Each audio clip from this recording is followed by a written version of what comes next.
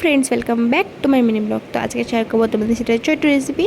তার জন্য দরকার আমাদের এখানে পেঁয়াজ, কাঁচা লঙ্কা, ধনে পাতা আর রসুন, কিছু মশলা আর মেন চিজ দই।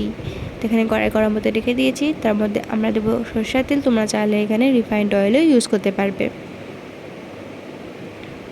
তো এখানে দেবো কিছু পরিমাণ মতো জিরে আর দেবো রসুন। এটা কিছুক্ষণ ফ্রাই করে নেবে, রেড রেড হয়ে যাবে। তারপরে এখানে অ্যাড করে দেবে পেঁয়াজটাকে বেশি ফ্রাই করবে না।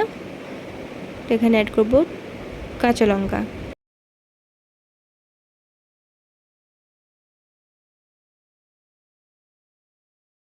তো এখানে আমাদের পেঁয়াজ ফ্রাই হয়ে গেছে। তার মধ্যে দেবো আমরা মশলাতে আমি নিয়েছি শুকনো লঙ্কা গুঁড়ো, হলুদ, লবণ, ধনে গুঁড়ো, গরম মশলা আর পনির মশলা দিয়ে কিছুক্ষণ ফ্রাই করে নিবি, যতক্ষণ তেলটা এরকম ছাড়া ছাড়া হয়ে যাচ্ছে।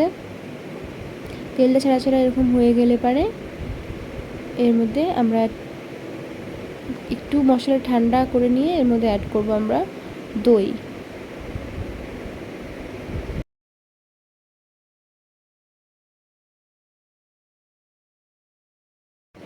দইটা দিয়ে কিছুক্ষণ ফুটিয়ে নিবে।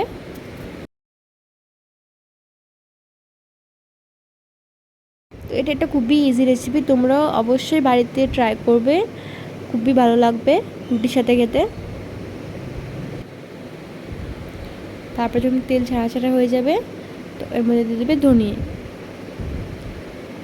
কিছুক্ষণ নাড়াচাড়া করে তো রেডি ছোট্ট আর ইজি বিজি রেসিপি। তো এখানে বানিয়ে নিচ্ছি আমি রুটি। আমার রুটির শেপ একদম গোল হয় না।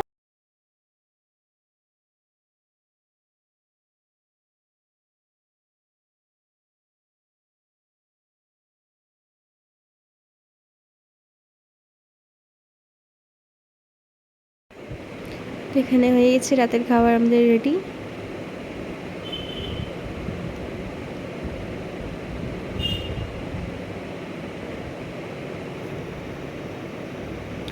ওকে, টাটা, বাই বাই। দেখা হচ্ছে নেক্সট ব্লগে।